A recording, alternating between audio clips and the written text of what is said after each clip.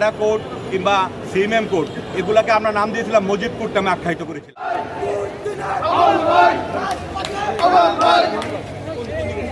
ভাই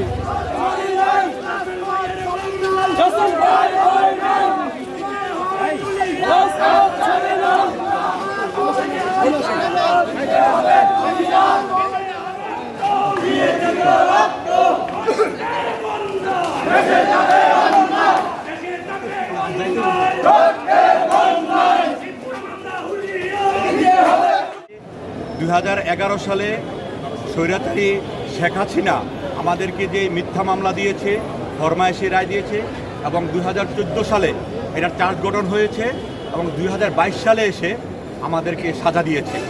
আমরা যদিও মামলা অবৈধ এবং রায় অবৈধ, কিন্তু আজকে ট্রায়াল হবে আমাদের বৈধ। এটাই রাষ্ট্রের বিধি ব্যবস্থা। আমরা আদালতের প্রতি সম্মান জানিয়ে আজকে আমরা এই রায়ের পক্ষে আমরা যেন জামিন পেতে পারি, আমরা এই জন্য আজকে আমাদের দলের নির্দেশ আমরা আজকে আত্মসমর্পণ করতে এসেছি।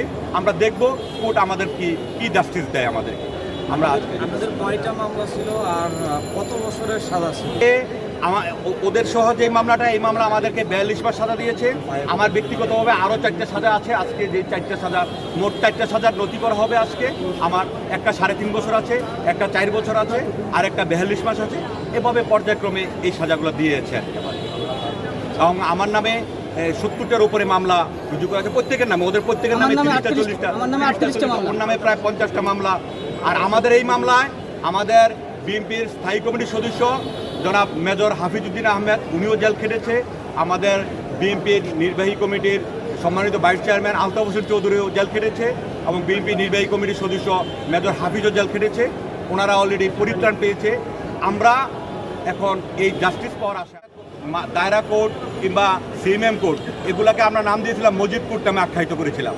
যে কোনো কোর্টটাই একটাই ছিল মজিদ কোর্ট। ওই মজিদ কোর্ট থেকে রায় আসতো, ফরমায়েশি রায়, সেই রায় বাস্তবায়ন করা হতো। সারা বাংলাদেশে একটি মাত্র স্পেসিফিকেশন ছিল, সেটি হলো একটা মাত্র রায় লেখা ছিল, এটা দিয়ে বাংলাদেশের সবাইকে রায় দিত এবং একটা মাত্র প্রেসক্রিপশন ছিল, ওই প্রেসক্রিপশন দিয়ে সবাইকে মামলা দিত।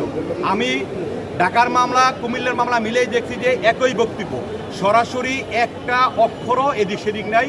ঢাকাতে যেই মামলা রুজু করা হয়েছে ঠিক চট্টগ্রামে এই মামলা রুজু করা হয়েছে, কুমিল্লা একই মামলা রুজু করা হয়েছে। মামলার ড্রাফট একটাই ড্রাফট ছিল। একটা ড্রাফট দেওয়া সারা বাংলাদেশের সকল বিএনপি নেতাকর্মীদেরকে হয়রানি করা হয়েছে, সাজা করা হয়েছে। আমরা এই কোর্টকে, গত কোর্টকে আমরা অত্যন্ত নিন্দা জানাই। দেখেন